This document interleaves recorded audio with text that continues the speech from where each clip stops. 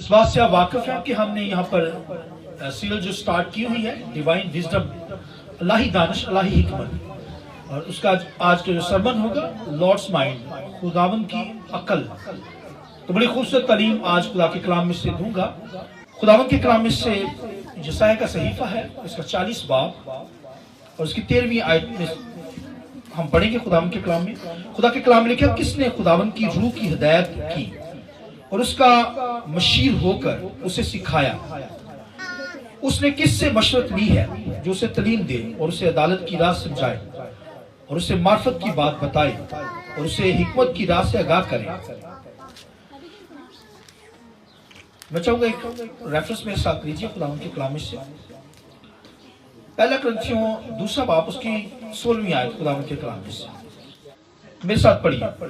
خداوند کی عقل کو کس نے جانا کہ اس کو تعلیم دے سکے، مگر ہم میں مسیح کی عقل ہے۔ ایک آخری ریفرنس میرے ساتھ نکالیے خداوند کے کلام میں سے، رومیو کا خط ہے، رومیو 11 باب اس کی خداوند کے کلام میں سے 33 آیت ہم پڑھیں گے خداوند کے کلام میں سے۔ واہ، خدا کی دولت اور حکمت اور علم کیا ہی عمیق ہے، اور اس کے